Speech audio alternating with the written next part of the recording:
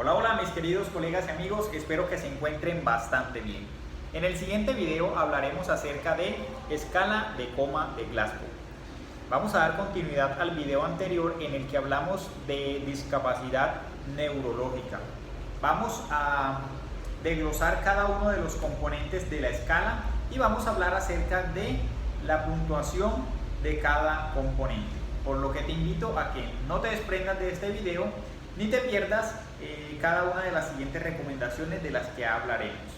No siendo más, vamos a empezar entonces mencionando que la escala de coma de Glasgow es un sistema muy simple y sencillo de aplicar a los pacientes que valoramos. Esta escala la aplicamos en atención prehospitalaria con el fin de medir el nivel de conciencia de los pacientes.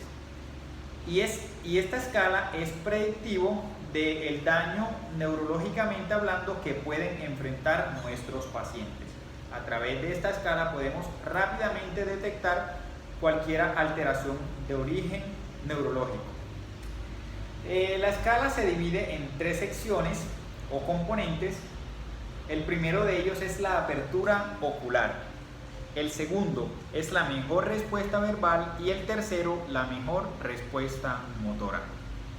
En el primer componente se dan 4 puntos y recordemos que es la apertura ocular. Si al llegar al sitio encuentras a un paciente con los ojos abiertos y muy alerta, este paciente tendrá una calificación de 4 puntos. Si el paciente no tiene los ojos abiertos, pero al llamado responde, entonces tendrá como puntuación un 3. Si el paciente no responde al llamado, pero tú le realizas un estímulo de dolor y él responde, va a tener un 2 como puntuación. En cuanto al estímulo doloroso nos vamos a detener un poquito porque yo sé que en la práctica diaria algunos han visto utilizar presión en el ojo, presión en el mentón, presión en el pecho o en el esternón, pero la guía que nosotros estamos desarrollando, la cual se llama PHTLS 9ª edición, nos recomienda 2 específicamente y que tienen evidencia científica. Una de ellas es la presión en la región axilar y también la presión sobre el lecho ungueal. Así que recomendamos que estos sean los estímulos de dolor que apliquemos a nuestros pacientes en el momento que sea necesario. Y por último, si el paciente no tiene los ojos abiertos y no responde a ningún estímulo de dolor, va a tener una puntuación de un solo punto. En cuanto a la mejor respuesta verbal, que es el siguiente componente, vamos a dar 5 puntos a aquel paciente que se encuentra orientado, que tiene la capacidad de hablar con nosotros y que no se pierde en ningún momento. Al paciente que se encuentra confuso, que se encuentra un poco desorientado, le vamos a dar 4 puntos. A ese paciente que cuando habla contigo dice palabras inapropiadas o que no tienen nada que ver con el evento ocurrido, le vamos a dar 3 puntos, porque cada vez se va deteriorando más.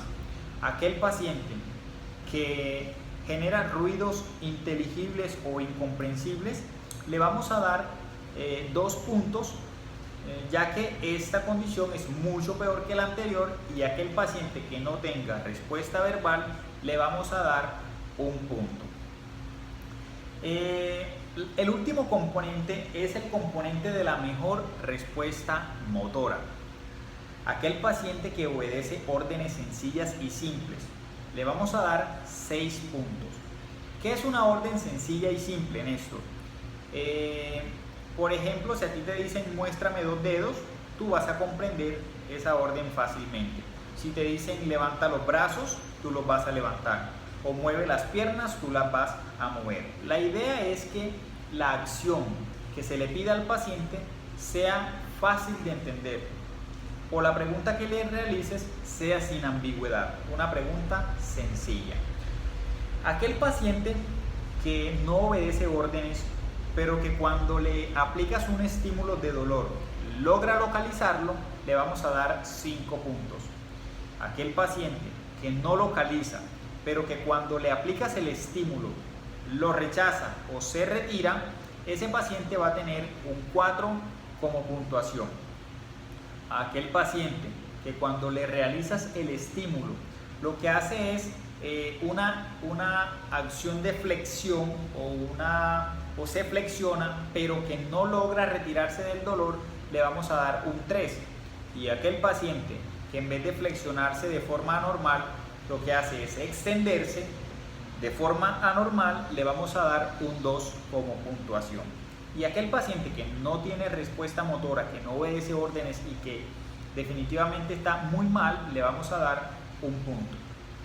Entonces, para poder obtener una respuesta o una clasificación total, una calificación total, hay que sumar los 3 componentes y el resultado se le debe referir al médico que nos recibe el paciente.